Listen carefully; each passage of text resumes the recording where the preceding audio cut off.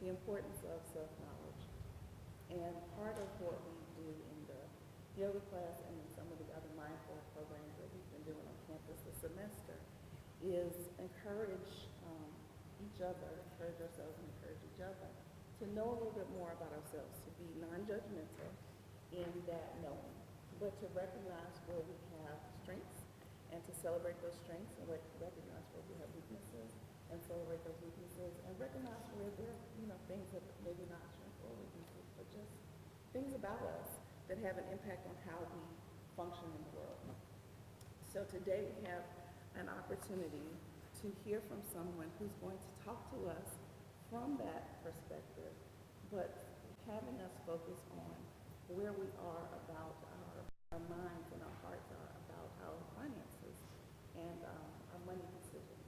And so we're delighted that you're here. I'm glad everybody's kind of up front because we wanted this to be as interactive as possible. So those folks who are coming in, encourage your sisters to come on down front so we can talk and so we don't need to yell at each other. Let me do just a quick introduction. Our speaker today is Ms. Amy Earle. She is an Assistant Vice President, Major Market Administrator for Wells Fargo, and she also is a practitioner and offers holistic life planning, which I think she'll tell you a little bit more about. She's currently completing an MBA, still not finished. No, not finished. Not finished. With a focus on financial psychology and behavioral finance at Creighton University. She's affiliated with the Financial Psychology Institute, the Najruddin Project, Golden Hills, a charity that works to bring holistic and mindful practices to underserved families in the Triangle. And she's a member of our Bennett College Corporate Advisory Board, which is how we met. And she's the other two. Which is not why she's here. But I will turn it over to Ms. Earle to share with you her knowledge. Awesome. Thank y'all. And thank you, Professor Jeffries, for that introduction. Can y'all hear me? I would prefer not to be mic'd because then I'll boom through the room, but if you can hear me okay, I tend to be kind of loud as it is. I am so excited to be here. Our time together today, I'm going to keep to around 30 minutes, 35 minutes of what I'm going to say. I'm going to take maybe 5 minutes of your questions, and then I'll turn you loose. My goal is that you walk away from today with an actionable thing that you can implement now to make a difference. That's my goal. So I have handouts and pens. To convey some information, I'm going to kick some ideas up to you, but this is about you walking away with actionable things, and hopefully maybe over time we can continue this conversation, because I'm happy to do that as well. As Professor, and first of all, I want to say thank you to Professor Jeffries and also to Reverend Dr. McLean, wherever she went, there she is, for having me here, for allowing me to do this. As you will tell from my energy throughout the presentation, this information is close to my heart because it literally changed my life. And I'm not exaggerating by saying that. And you'll understand why here in a little bit. I'll explain it to you. Again, a little bit more about me. I'll just expand a little bit on what Professor Jeffries said. I have been in financial services for 22 years. I was in mortgage before that, but I've been in financial services working in what we call brokerage, which is financial planning, financial advice, stocks, bonds, mutual funds, all that stuff, for 22 years, 18 of which I've been with Wells Fargo Advisors, the same firm. For 12 years, I have been a certified financial planner practitioner. And if you're not familiar with it, this is some course study, long course study you do, and you take a 2-day exam to get this certification. So it's not easy, and I'm proud to have it. In addition, as Professor Jeffries said, I've been practicing yoga for 15 years. I am also a Pangu Shenggong practitioner, and that phrase usually makes people say, what? Pangu Shenggong is a type of Qigong. Qigong is an ancient Chinese practice. Qi means life force, and Gong means to cultivate over time. Tai Chi is a type of Qigong. I just happen to practice Pangu Shenggong, which is another energy cultivation practice. I've taken a certification course in medical Qigong to understand how Qigong and energy work can help us heal. And as you mentioned, I am affiliated somewhat with the Kinder Institute of Life Planning. I've done their 7 stages of money maturity. I'm working towards the full certification in life planning, but I'm able to do that. I'm a member of the Nasruddin Project, which is a group of forward-thinking people in financial planning who are heart-centric. They get together once a year and they talk about how to make planning more heart-centric. And as she mentioned, I am affiliated with the Financial Psychology Institute. I just finished the coursework for my Financial Behavioral Specialist certification. What that means, and I'll go into this just a bit and then we'll get onto the stuff that's important to you. There's a couple of ways to look at your mind as it relates to your finances. One is what you've probably heard in the news about behavioral finance. That is cognitive psychology applied to finance. Who we are as humans as the best version of ourselves, sort of the human nature side of it, when you think of nature versus nurture. Financial psychology is aimed at the clinical side of psychology. Who we are based on what we have learned throughout our lives and how that impacts our decisions. It's absolutely fascinating stuff, and I'm going to be sharing some of that stuff with you today. The reason I share all this stuff about me is not to appease my own ego. It's so you understand that for a long, long time, I have felt like there were 2 halves of me. I felt like one half was this mystical yoga person who was all about heart and connection to people, and this other half of me was about finance and numbers and the logistics of that. And I thought I would spend my life with those 2 things never meeting. Well, in the past few years, I've realized that they meet more and more every day, and I'm standing in front of you to present information that literally melds those 2 things. So I'm very excited about that. And all of these things about me reinforce the importance to me of being all about us. We are all connected. If I can tell you one thing today that allows you to walk out of here and be a more empowered human being, I'm happy. So hopefully we'll be able to do just that. Now, before we get started with paper and writing, and I want to do a little exercise I like to call shake it off and bring it in. The reason I do this is I've learned through my energetic work and also through the Financial Psychology Institute that trauma is energy.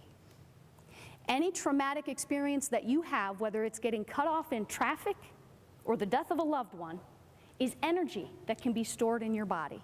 And this happens to us constantly throughout our lives. In the animal kingdom, they have ways to release this trauma. They do it naturally without thinking. If you've ever noticed, if you've ever seen a deer standing in a field, and I grew up out in the country in Ohio, so I saw a lot of them.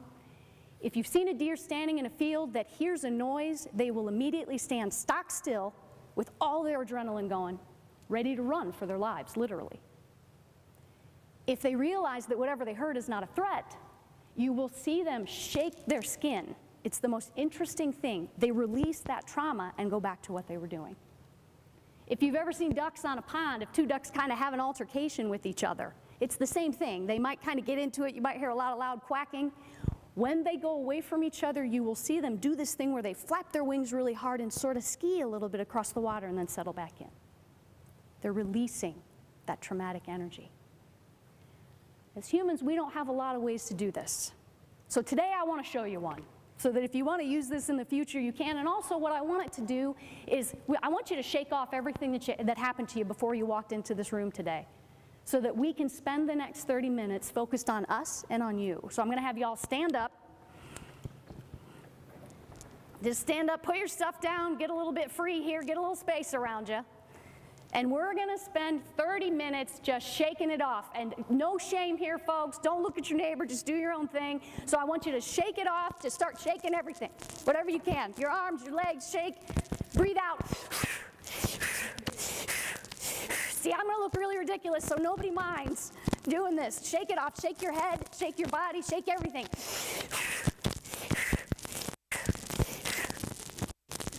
Yeah, that's good. Giggling is good. Okay, and when you're done shaking, stand here, give me 1 deep breath in, and a big one out. And have a seat. Thank you all for shaking it off with me. The second part of this, so that we can prepare for our time together today, is bringing it in. As Professor Jeffries so aptly mentioned about mindfulness today, part of mindfulness, and if you're sitting here, you're probably aware of all this, has to do with being present where you are. We spend a huge amount of time either thinking about something that happened in the past, maybe with worry, maybe because we enjoyed it, maybe because we're a little bit regretful, or thinking about something in the future. What I need to do tomorrow, how am I going to take care of this? What is this person going to say to me? Sadly, what happens is that robs us of the present moment, being right here where we are now. So this next 5 minutes of bringing it in is just about bringing you back into this present moment for you so that you can be focused on you and everyone here in this room. What we're going to do is I'm literally going to set a timer, and for 5 minutes, we're just going to focus on our breathing. You don't have to change your breathing, you don't have to count your breathing, you don't have to do anything like that. Just focus on your breathing. Maybe you focus on the cool sensation around your nose when you breathe in and the warm sensation when you breathe out. Maybe you focus on the rise and fall of your chest. Whatever it is, I just want you to focus on your breathing. And as thoughts come up in your mind, just attach them to a little balloon and let them float away. Thoughts are fine, thoughts aren't bad, they're not wrong, they're going to come up, but just attach them to a little balloon and let them float away. So we're going to spend, and I'm going to set a timer, and the reason I set a timer is so y'all don't have to do one of these and peek and look around and say, are they done yet? Does everybody else have their eyes open? Just be where you are until you hear this timer go off. And so I'm going to set this for 5 minutes, and if y'all will close your eyes with me.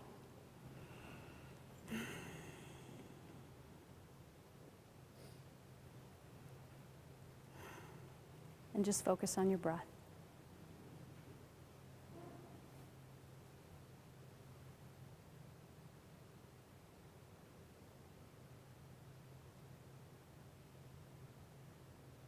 No need to change it. Just focus on it.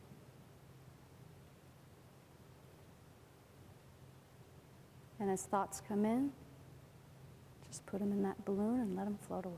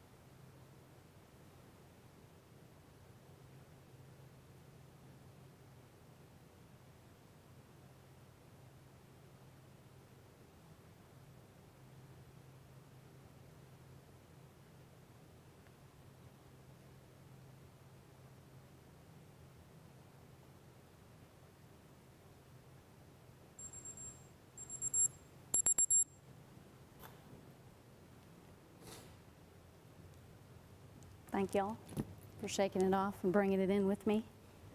Now, if you don't mind, I'll get your help to get everybody one of these and a pen, if that's all right, and I'll get started with the other stuff. Thank you. So as I said, today's about you. I'm going to give you some information. I'm old school. You're going to have some paper and a pen. You may need to grab a book in front of you and write down. I want this to be about you and actionable for you. That's the important thing to me. So you're going to see on that sheet in front of you that they're passing out, create from a place of abundance. That's what all of this is about. Y'all are in your lives now, and you're moving through your college life, and you're creating things as you go now, but you're going to be creating even more after that. Creating from a place of abundance is important. The dictionary defines create as to bring something into existence. It also defines it as to cause or a particular result or situation to happen or to come into existence. We create all the time. We create an environment for ourselves. We create an environment for the people around us. We may create a product. We may create a conversation. We create all the time. Creating from a place of abundance, the dictionary defines abundance as a very large quantity of something, or the state or condition of having a copious quantity of something, plentifulness. My favorite definition is plentifulness of the good things in life, or prosperity. Creating from a place of abundance means whatever it is that you are bringing about into this world, you are doing it from a place of prosperity. That's the goal. There are a lot of ways that we can look at this in your life. A lot of ways. Today, as Professor Jeffrey said, we're going to look as it relates to money. What does this mean as it relates to money? What does it mean to create from a place of abundance as it relates to money in my life? There are three things I talk about in regards to this. Today we're going to talk about two of them with the hopes that maybe eventually we'll talk about the third, or the third is something that you're probably more familiar with than the first two. So creating from a place of abundance, as I define it when it talks about your money, explores three key areas. Number one, perception is reality. And we're going to talk in a minute about what that means. Perception is reality. Number two, awareness of placement. And again, I'm going to tell you what that means in a minute. It's going to make a lot more sense. Number one, perception is reality. Number two, awareness of placement. Number three is awareness of flow. I'm going to explain these. They'll make a lot more sense here in a minute, but just know that those are the three. We're going to explore the first two today with the option to explore the third at another time, or maybe you can explore it in a different way. So you've got this gator thing in front of you here, my crazy picture, your power and flow, create from a place of abundance with the gator hack on it. In the middle, you see a big old picture of money with a white box next to it. I want you to write a word in big bold letters in that white box. The word is spelled P-O-W-E-R.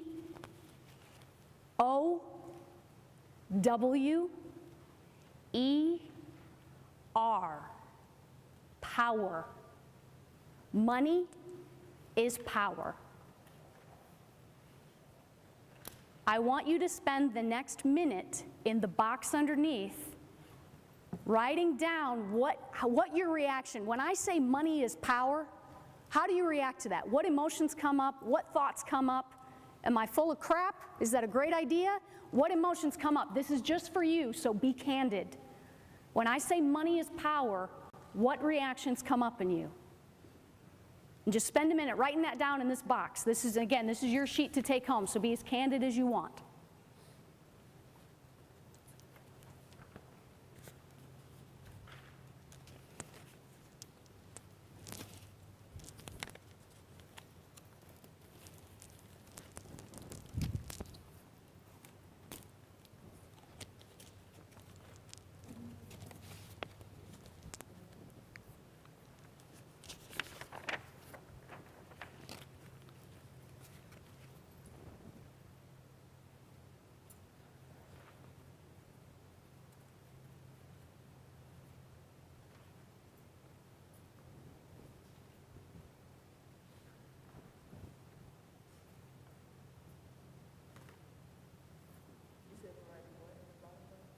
Whatever, when I say money is power, whatever thoughts and emotions come up for you, write them in that box. When we say money is power, what comes up for you? Thoughts, emotions, ideas, anything. And remember, this is your box. Be candid.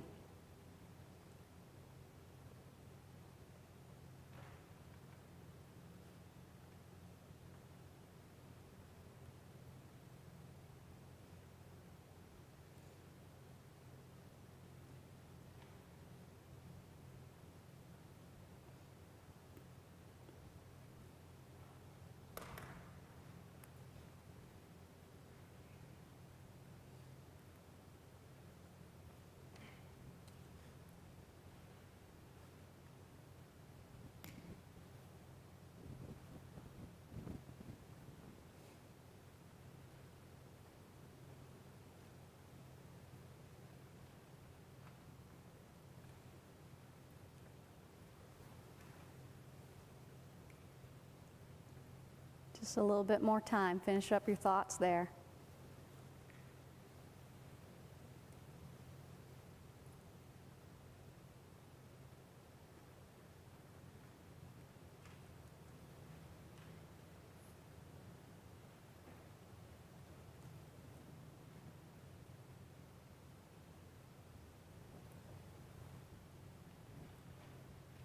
Okay, we're going to come back to this in just a minute. We're going to come back to this money is power and back to your answers to these questions. The second part, though, you're wondering what in the world I'm talking about with the gator at the top of your paper, I'm sure, and what in the world does gator hack mean? I'm sure y'all know better than I do. You've heard of these things called life hacks, right? Yes? No? Okay. Supposed to make your life easier, make you more efficient. Great ideas. The reason I call this a gator hack, and the reason this is affiliated with perception is reality, is in psychology, there is 3 parts of our brain that it describes. The first is, you may have heard of this, the reptilian brain. It's responsible for survival. It's things like our amygdala. The reason it's called the reptilian brain is we still have that part of our brain in common with reptiles. That part of our brain is hardwired for survival. For us to survive is what's known as the limbic brain, sometimes called the primate brain, so you can think of this as the monkey brain. It's affiliated with emotion and learning from experience. The third part of the triune brain theory is our neocortex. This is our logical brain, sort of our scientist brain. This is where our goals and our hopes and our dreams are.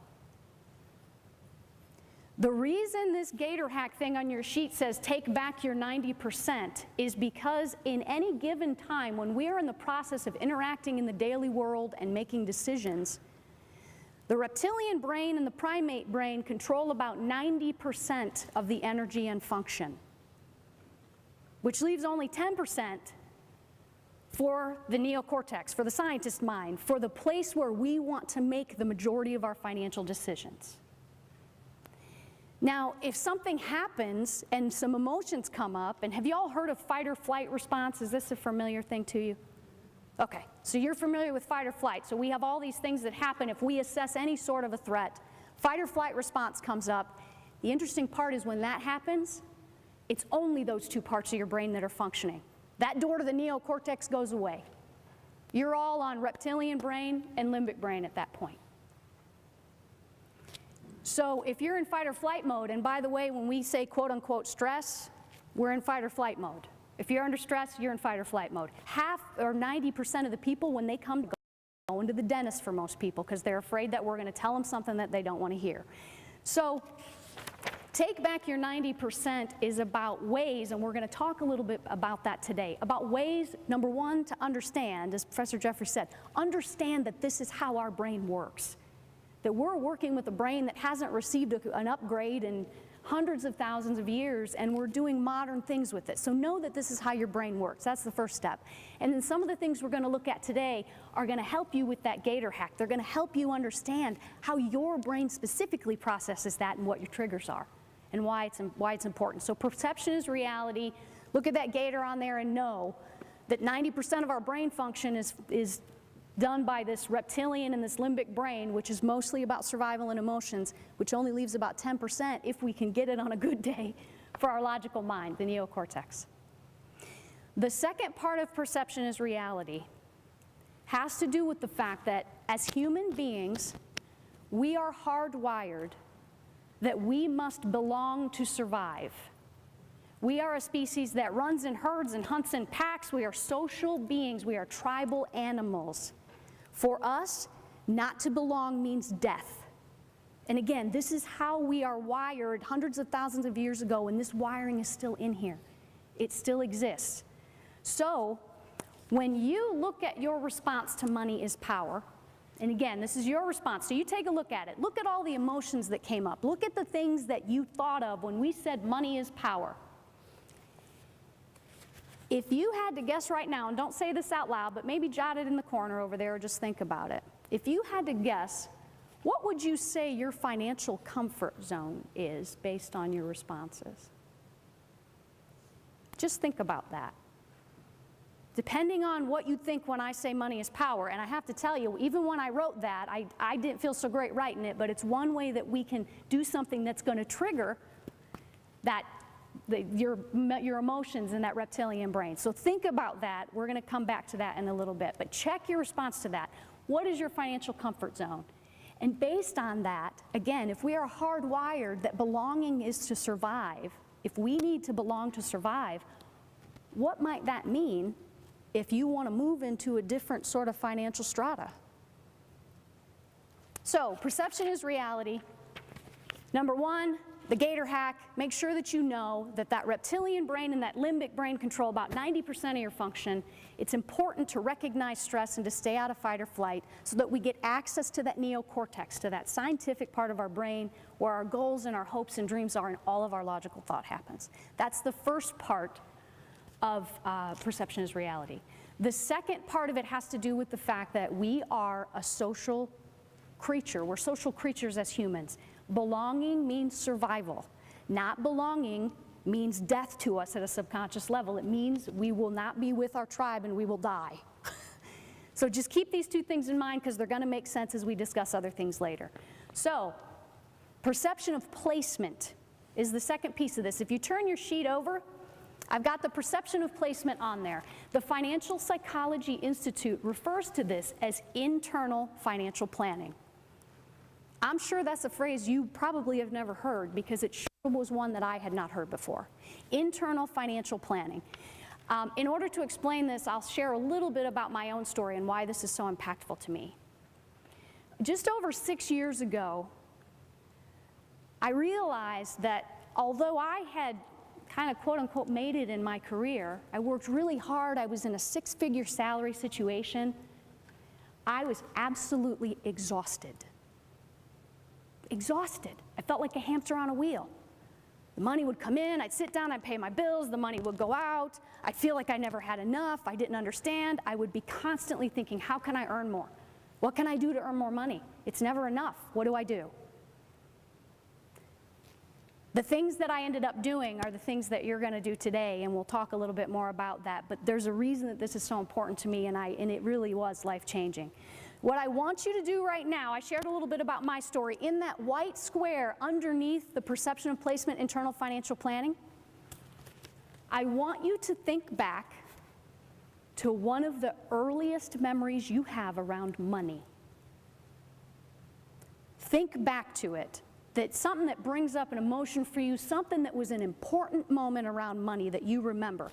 I want you to write it down in that square or draw a picture of it if that makes more sense to you of what was going on in the scenario. Your earliest memory around money, whatever that means to you. I've got furrowed brows back here, so I know you all are thinking about it. Whatever that means to you. Don't think too much about it. When I say your earliest memory around money, whatever pops up, that's what you need to write down. And again, this is just for you, so just write a synopsis so you'll remember if you need to refer back to it later.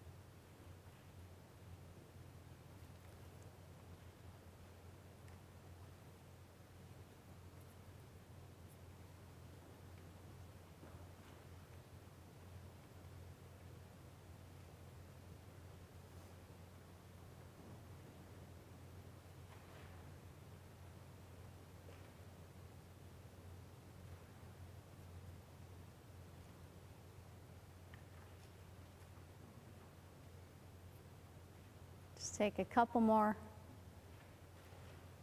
I say minutes, I mean 15, 20 more seconds here.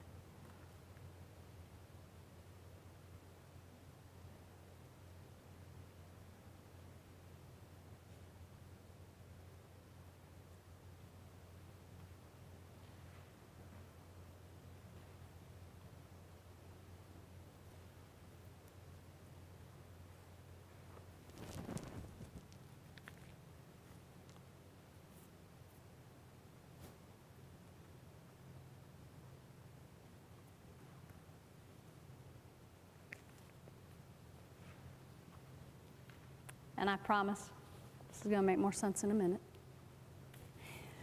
So awareness of placement, or internal financial planning. What is that about? Awareness of placement answers two really important questions. Number one, what is my place in relation to money? What is my place in relation to money? And number two, what place does money hold in my life?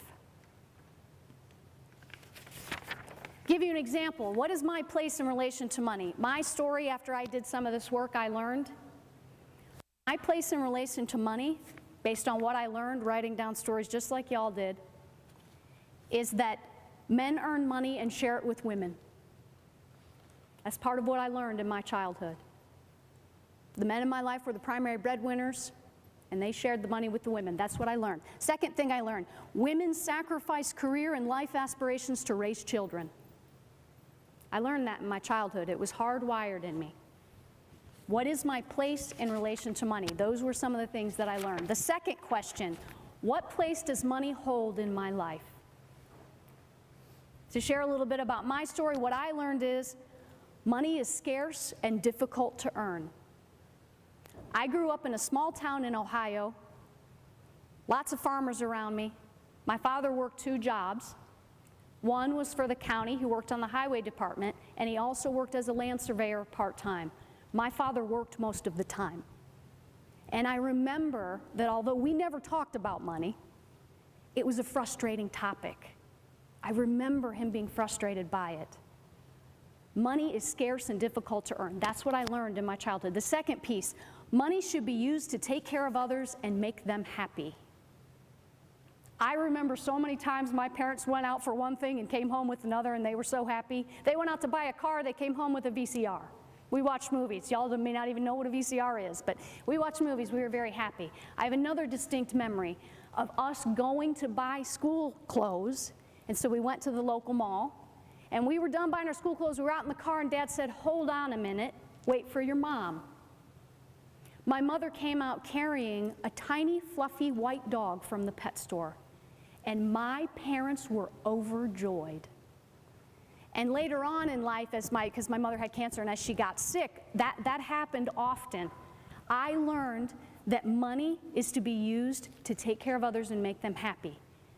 We always had Christmas, and I always knew my grandparents were involved somehow. Again, it's important that money is used to make us happy. I learned this in my childhood. What place does money hold in my life? Why does any of this matter? The Financial Psychology Institute calls these things, the stuff that you just wrote down and the stuff that I just shared with you, they call them money scripts. Money scripts. Money scripts are unconscious beliefs concerning money and life that become part of our survival worldview. Did you catch the word survival in that? What do you think our reptilian and limbic brains are doing with survival? As soon as something happens that triggers anything that has to do with these money memories, those things kick in, and some of our behavior can become automatic based on all of this. The money scripts, so these beliefs, often they're completely unexamined. This was the first time I ever sat down and wrote about this stuff. If y'all have done it before, you're 10 steps ahead of me, and that's awesome. They're often unexamined. They're limited in context, and yet we apply them to all situations. I'll explain more in a minute what that means. They're reinforced by the choices that we make, and in addition, they limit our choices based on what our scripts are. And last but certainly not least, they tether us to one financial comfort zone. And a financial comfort zone can mean a lot of different things in addition to earning, so, but they tether us to that financial comfort zone. Let me give you an example from my own life, and then we can use it to maybe drill some more into yours and look at it a little bit later. Why does this matter? So my story, money is scarce and difficult to earn. And also, money should be used to take care of others and make them happy. The money scripts first are often unexamined. Despite earning a six-figure income, I subconsciously created a situation where money was scarce by overusing debt. 99% of the time, the reason I went into debt was to take care of someone else or to make them happy. I'm embarrassed to share with y'all as a financial planner that I once took a loan out of my 401k because my ex-husband was driving truck, and I did not want him to have to do that anymore because it was straining our relationship. And I was proud that I understood finance well enough that I could take a loan out of my 401k to bridge the gap of income that we needed till he could find a new job. At the time, it seemed like a perfect thing to do based on my money scripts. I was financially empowered doing it, and I was making someone else happy. So they're often unexamined. They're limited in context, and yet we apply them to all situations. Using your money to take care of folks and make people happy is not a bad thing in and of itself. It just has to be balanced by prudence and by taking care of yourself. It's that simple. They're reinforced by the choices that we make. Again, despite earning a six-figure income, I created a situation that validated money is scarce by overusing debt. It kept me in that financial comfort zone. They limit our choices. Using money to make other people happy was a subconscious habit for me. And because of that, I limited my choices constantly. I neglected my own areas of financial wellness, like having an emergency savings, or making sure I wasn't overusing debt, or putting more in my own retirement savings. And again, these were subconscious things. These were this 90%, my reptilian brain and my limbic brain at work. I felt great until I realized one day that how exhausted I was by it all. And last but certainly not least, they tether us to our financial comfort zone. Staying in debt kept my discretionary income very low, which kept me in the financial comfort zone of my upbringing, despite the fact that I was earning a six-figure income. The most important thing, and thank you for letting me share a little bit about that, I do it mainly to illustrate what I mean when I say all this stuff. Now, the most important part is what I want you to do, and this is the last thing we're going to do, and then I'll have one more point, and then I will turn you all loose. I want us to spend 2.5 or 3 minutes, maybe 5 minutes. I want you to go back to the story that you wrote down, your earliest money memory. I want you to go back to that story, and I want you to think about what that story taught you, and jot a couple of notes down. If you had to sum it up in a sentence, what did that experience teach the young version of you about what it means to have money, or about what place money holds in your life? I'm sorry? Oh yeah, go ahead and write. You can write it in the other square down there because there's nothing else that goes in that square. So use up that bottom square for this. So think about what that story, what it taught you, and then just list one way that might be counterproductive to current goals that you have. Just one. So again, think about what did that teach you about what it means to have money, about the place money holds in your life, and about who you are in relation to money. And then think about one way that may be counterproductive to your goals right now. So just take a few minutes and do that.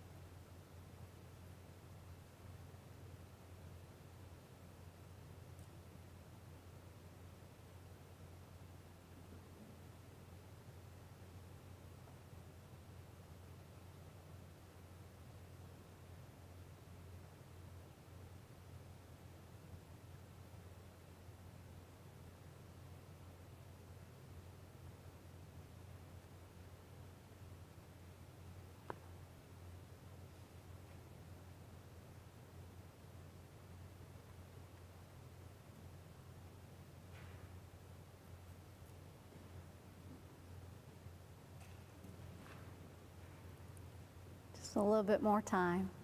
Maybe finish up your most recent thought here. I apologize, our time together is limited, so I don't want to hold you past what I'm supposed to.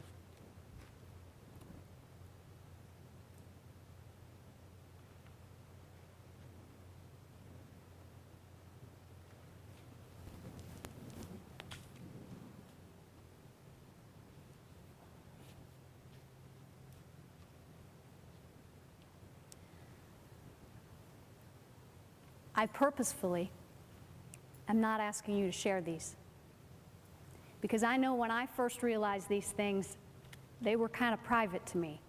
It took a long time for me to be able to say out loud what I just said out loud to y'all. I was a little bit ashamed. I felt stupid. I mean, I'm a certified financial planner, for heaven's sake. I should know these things. My logical brain did.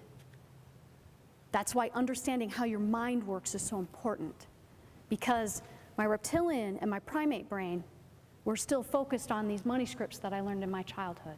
And that was a driving force for a lot of my decisions.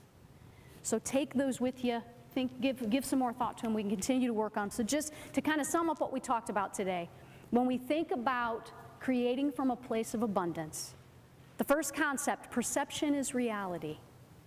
That has to do with the recognition of how our brain works. We just talked about this. There's our reptilian brain responsible for survival, the limbic brain, learning from experiences and emotion, and the neocortex, our logical brain. That reptilian brain and the limbic brain take up about 90% of our function at any given time, so we have to make sure we're conscious of that, so we get access to that other 10% to get done what we want to get done. The second piece is the recognition of the fact that we are a social species, that to us we must belong to survive, and what that means to the decisions that we make, how that impacts the decisions that we make. So that's perception is reality.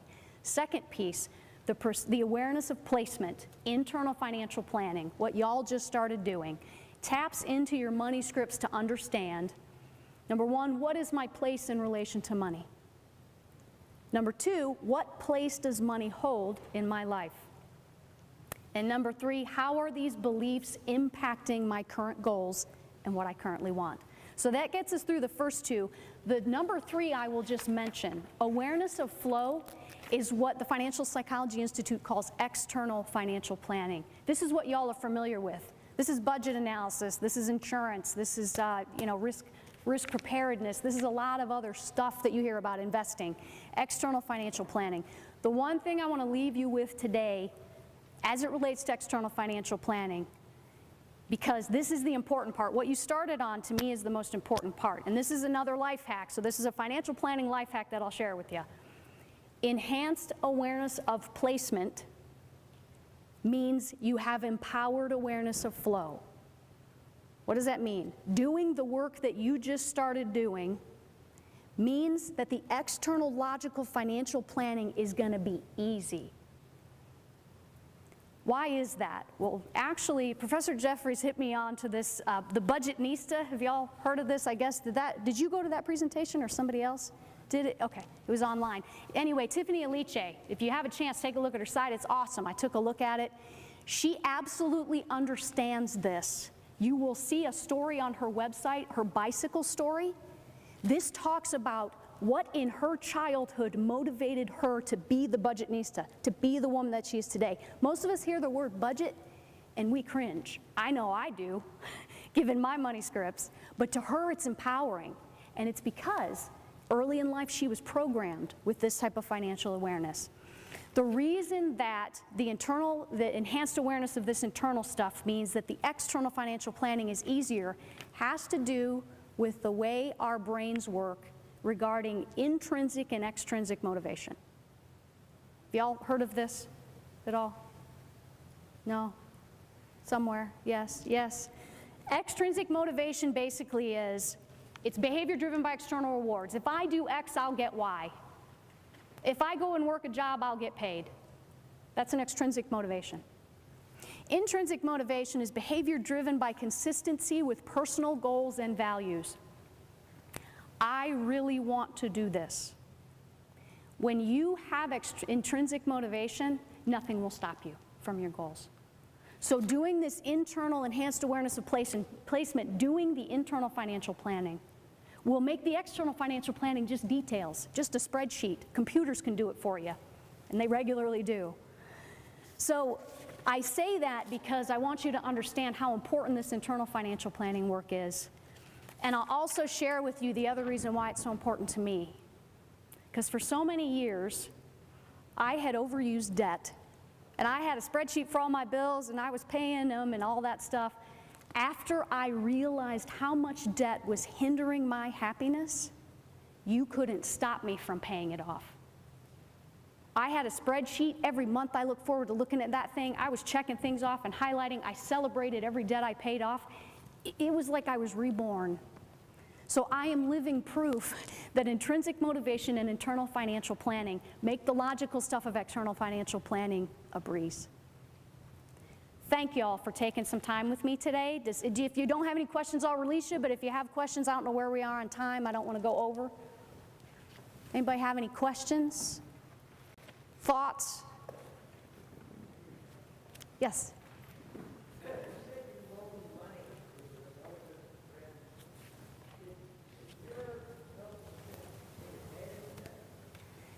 The interesting thing is, I always, and it's a great question, I used money to make others happy, but I never loaned it directly. Like the 401k loan I did, I took that out so that we had living expenses. To answer, and my family might argue that some of the people I was with took advantage of that, if I'm blatantly honest with you, but I didn't notice it specifically. That's a great question.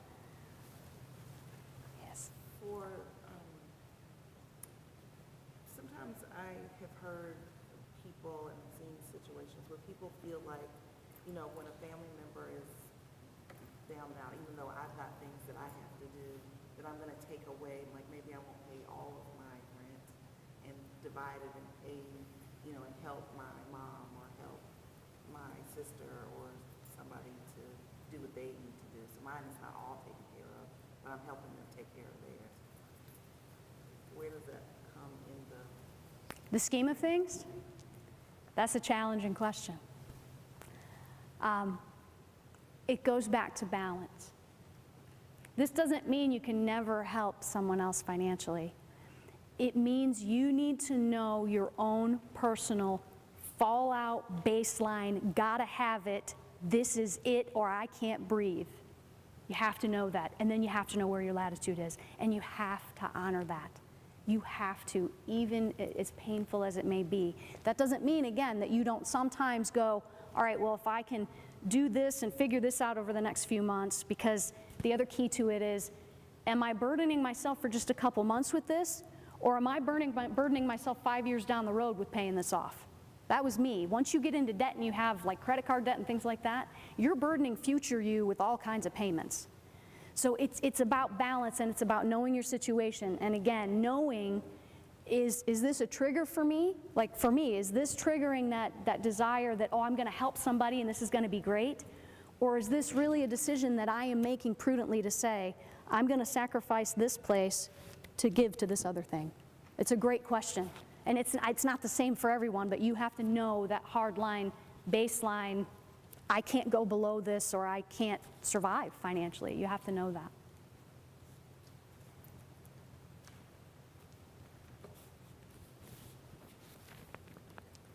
Thank y'all.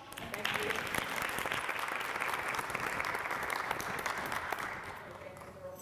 Thank Professor Jeffries for hosting this event. I think it's been very useful. Personally, for me, it has been, so I really appreciate Glad to hear that. Shared with us today. And I'm sure if you have additional questions, Professor Jeffries can get you in touch with Ms. Earl. Yes. At this point, if you've got your ID, you can get there. Thank y'all.